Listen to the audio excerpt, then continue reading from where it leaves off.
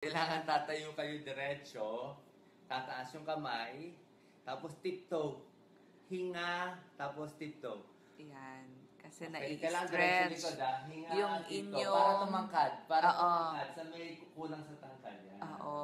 Yan. Yung inyong spine ay 10 nai-stretch. seconds. Kaya maaaring makatulong sa... Kasi minsan, Huwag kuba. pag nagdikit-dikit na yung ating mga buto, talagang bumababa din yung height natin eh.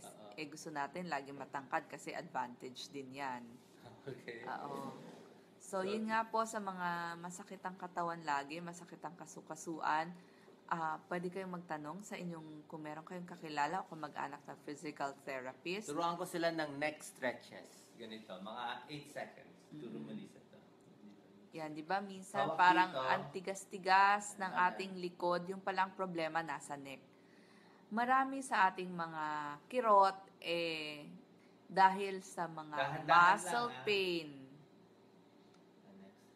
At minsan, referred pain pa kasi yung ating mga muscles, dugtong-dugtong nga yan eh. Ito, pinapakita ko Lisa.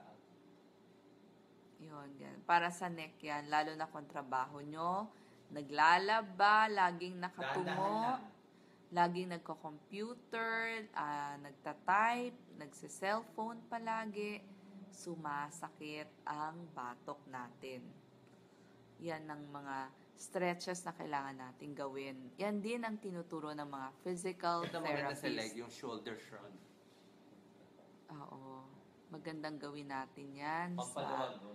Lalo na sa umaga, pagkagising, mas magigising kayo, tapos parang mas maluwag ang inyong pakiramdam. Pampawis. Oo.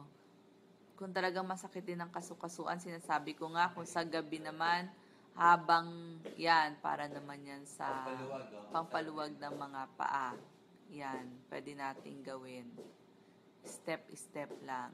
Tapos meron ako mga tips sa ulit. Kita ba nila na please? Kita pa. Malinaw. Yan, nagtitiptoe. Pagpatigas ng binti. Ng binti at legs. Tsaka yung wall push-up. Kita ba nila wall push-up ko? Kita.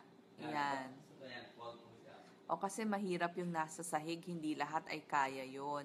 So wag ho nating pipilitin kapag hindi natin kaya dahil lalo tayong mai-endure. Kailangan dahan-dahan, magwa-warm up muna.